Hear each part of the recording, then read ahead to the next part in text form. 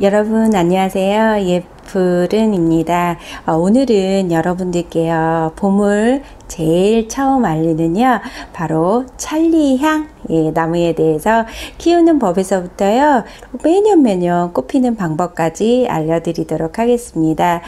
그래서 봄을 제일 처음 알리고 꽃이 정말 일찍 피는 천리향인데요. 천리향은 꽃이 향이 얼마나 좋은지요 천리를 간다고 할 정도로 꽃향이 너무 좋은 천리향이고요. 완판녀예요. 재고가 정말 하나도 없을 정도로 정말 인기가 봄에 많은 바로 천리향이거든요. 그래서 우리 천리향은요, 제가 볼 때 이런 생각이 들어요.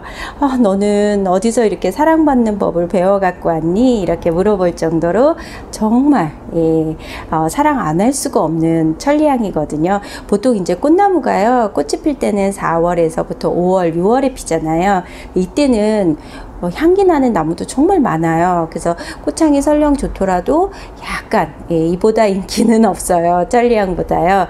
그러나 지금 우리가 겨울을 나면서요 꽃을 본 적 없고 향기 나는 꽃은 더더군다나 없잖아요. 그래서 봄을 또 기다리는 게 우리의 마음이잖아요. 근데 얘가 천리향이 보통 2월부터요 4월까지 일찍 펴요. 그래서 우리가 봄을 기다리는 마음을 어찌 알고 이렇게 일찍 그것도 향기가 너무 좋아요. 그래서 딱 봄 향기가 나요. 그래서 사랑을 안 할 수가 없고 또 다른 집에 갔다 왔는데 그 향이 너무 좋아서 사러 오시는 분이 또 많은 게 바로 천리향이거든요. 그리고 천리향은 키우기도 어렵지 않아요. 그리고 해마다 우리 집에서도 꽃을 보기가 너무 좋아서요. 또 천리향이 있으신 분도 또 사시는 게 바로 천리향이거든요. 그래서 우리 천리향을요 보면 저는요 이런 생각이 들어요. 향기를 맡으면 탤런트 이영희 씨가 생각이 나요.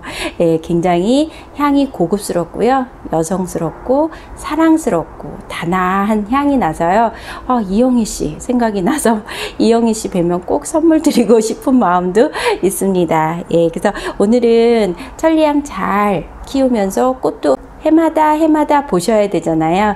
그래서 천리향 꽃 피는 법까지 5가지 설명을 드릴 거예요. 일단 천리향은요 추위에 굉장히 강해요. 그래서 거실에 두셔서는 꽃 보기가 어려워요. 그래서 꼭 베란다에다 두셔야 되고요. 노지 활동도 돼요. 그래서 따뜻한 남쪽에 계신 분들은 마당에 심으셔도 너무너무 잘 자라고요. 그리고 북쪽에 계신 분들은 노지 활동 안 되니까 땅에 심지는 못하시지만 베란다에 두시면은 해마다 꽃을 보실 수가 있으실 거고요. 꽃이 안 펴요. 이런 경우는 아마 거실에 두셨을 때 그러고요. 꽃몽우리가 막 피었을 때 거실로 옮겨 오셔도 안 돼요. 그러면 어떻게 되냐면 꽃몽우리가 똑똑 다 떨어져요. 그래서 거실로 옮겨 오실 때는 꽃이 정말 활짝 피었을 때 와야 하고요.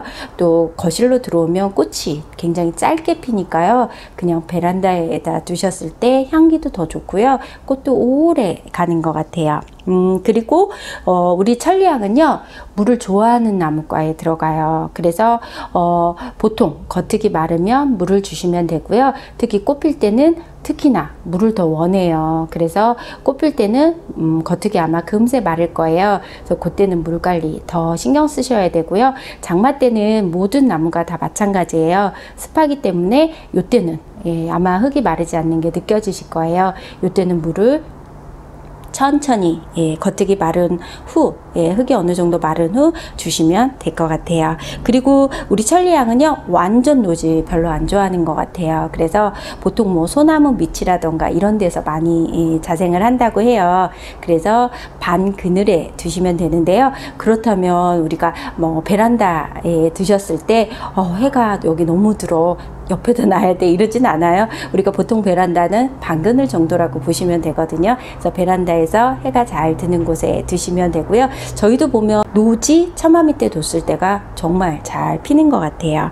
그리고 우리 천리향은요 영양제를 당연히 주셔야 돼요. 그래서 이렇게 꽃도 피면서 거기에다가 향기까지 이렇게 좋게 날려면 쌍둥이 낳은 거나 마찬가지예요. 그래서 항상 봄, 가을에 가을에는 영양제를 충분히 주셔야만 꽃대가 많이 피고요. 그리고 또 목대도 굉장히 많이 두꺼워지니까요. 영양제는 봄, 가을에 주시면 될 것 같아요. 그리고 특히 흙이 중요해요. 예, 그래서 보통 천리향은 예전에는 농장에서요, 보통 진흙에 많이 심어 왔었어요. 그래서 꽃보기가, 뿌리가 잘 내리는 나무가 아니거든요. 그래서 꽃보기가 그 다음에 좀 어렵고, 나무가, 장마를 나면서 죽는 경우도 많았어요. 근데 요즘은 농장에서 천리향 같은 경우는 거의인 것 같아요. 거의 다 상토에 심어서 많이 와요. 상토에 심었을 때 뿌리도 잘 내리고요. 특히 꽃이, 되게 잘 피는 것 같아요. 그래서